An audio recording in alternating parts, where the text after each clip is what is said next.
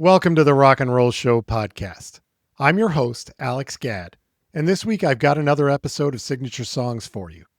I'm defining an act's signature song as the one song that's most commonly identified with that artist or band, their calling card, the one that even non-music fans associate with them. Sometimes it's obvious, sometimes it's impossible to pick just one. Most of the time, though, it's open for debate, and this week I'm looking at one of the great performers in rock history, Tina Turner. I'll run through all of her biggest tracks, both as a solo artist and with her ex-husband Ike Turner, and make the case for the one song that I believe is her signature song, and then I want to hear what you think. I hope you'll join me coming up right now.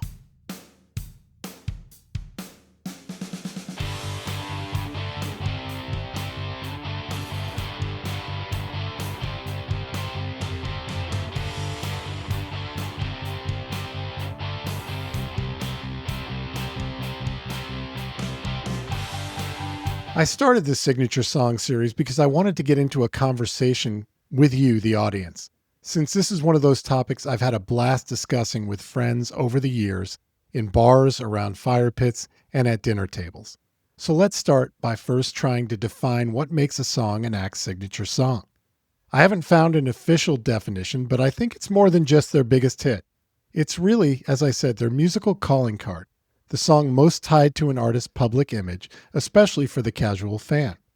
Sometimes it's the first breakthrough hit. Sometimes it's the biggest hit they ever had.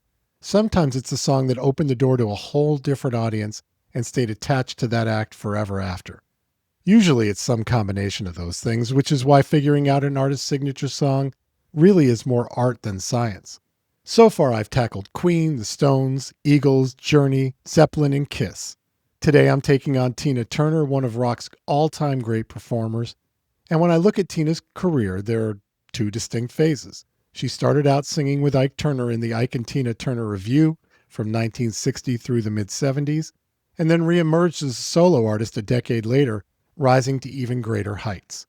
She's so great that she's been inducted into the Rock and Roll Hall of Fame twice, one of only 3 women to achieve that honor. And I'm going to consider all of her music at once to determine her signature song, which creates a bit of an interesting challenge, as you'll see. In the end, though, the point of this exercise is the same, to figure out what's the first song that comes to mind when I say the name Tina Turner. All right, let's get into it. As always, let's start with a little background. Tina Turner was born Anna Mae Bullock in Tennessee in the 40s. She first broke through around 1960 after she met Ike Turner in an East St. Louis nightclub watching his band, the Kings of Rhythm. She convinced him to let her sing with the band, and together they became one of the most explosive acts in music. They could do rock, soul, R&B, and pop, but what really set Tina apart even then was her stage presence. Plenty of people could sing, and sing well. Very few could command a stage the way Tina Turner could. As part of Ike and Tina, she helped turn songs like River Deep, Mountain High, Nutbush City Limits, and Proud Mary into classics, and by the early 70s, she was considered one of the most dynamic performers in rock music. But of course, Tina's story is bigger than just her initial success. After enduring years of alleged abuse at her marriage to Ike, she walked away and had to rebuild her career basically from scratch, and that makes for one of the most remarkable comeback stories in rock and roll history. A lot of artists have second acts. Almost nobody had a second act on the scale that Tina Turner did. And that started when she released her 5th solo album, 1984's Private Dancer. That turned her into a global superstar all over again. What's Love Got to Do with It gave her a #1 hit single, and from that point on, she was no longer just a survivor or a comeback story. She became an icon. The voice, the hair, the dancing her ass off in really high heels. She had a swagger that amplified her legend. Tina Turner didn't just return to the top. She came back and was much bigger than the first time around, and on her own terms. Now, she passed away just 3 years ago and left a legacy as one of rock and roll's greatest performers, male or female. So, which song is Tina Turner's signature song? The answer ends up being a little more difficult to figure out than I thought it would be when I started researching this episode. There are a number of songs to choose from, to be sure. The Ike and Tina years produced 3 tracks that stood above the rest. Those were River Deep, Mountain High, Nutbush City Limits, and their cover of Creedence Clearwater Revival's Proud Mary, which really introduced Tina to that broader musical audience in 1971.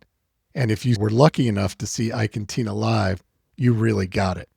From her solo career, there are a few choices, including What's Love Got to Do with It, her first and only solo #1 single from the album Private Dancer, as I mentioned, Better Be Good to Me from the same record, which went to #5 in the US, We Don't Need Another Hero, which was the soundtrack single from the third Mad Max movie, Beyond Thunderdome, which Tina also co-starred in, and that was her second highest charting single of all time, getting to #2. And then finally, there was the song The Best from her 1989 album, For an Affair. And that doesn't even include two of my all-time favorite songs that she sings on, both of which were collaborations. Now, once she got hot again with Private Dancer, it seemed like other stars from the mid-'80s were lining up to get her to sing a duet with them. And she had a hit with It's Only Love from Bryan Adams' 1985 Reckless album. And then she paired up with Eric Clapton for Tearing Us Apart from his 1987 album August. And those are both all-time great performances from Miss Turner. But as they were both collaborations, neither are her signature song, let's be clear about that. After revisiting all these songs and spending a week listening to them and thinking about it, I really am struggling with making one clear choice. I think there are three songs that stand out as the most obvious contenders, and those are Proud Mary from the Ike and Tina period, What's Love Got to Do with It, and The Best. Even though the Mad Max song did extremely well on the charts, it hit #2, as I said, in the US, also #3 in the UK. I feel like it was too closely tied to the movie and never really stayed on as a relevant song the way the other songs did.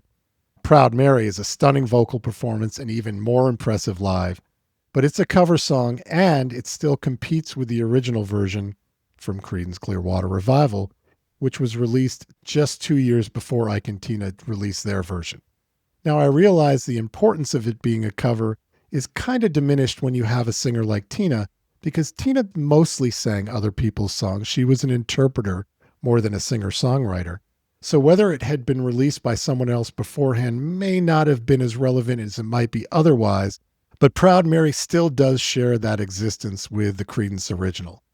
As for What's Love Got to Do with It, she was the first to release a version of this song, which was written by Graham Lyle and producer Terry Britton. And the fact that it went on to be her only #1 single ever has to mean something, since there was no audience recognition factor pre-built into its success. I'd say the video for the song also helped introduce her to a whole new generation of music fans. That was my generation, Gen X.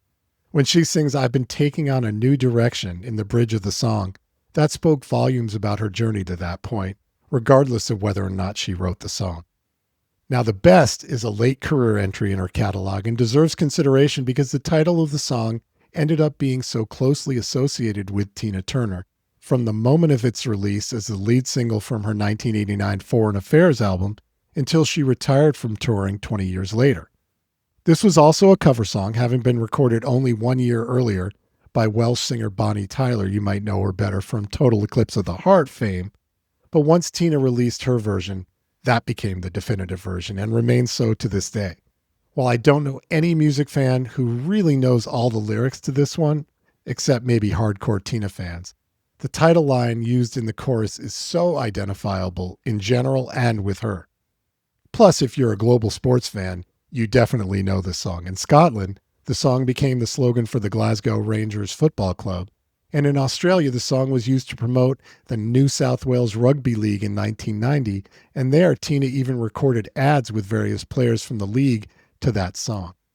Interestingly, the only song among these top entries that I considered that Tina did write was the song Nutbush City Limits, which is a semi-autobiographical retelling of her childhood.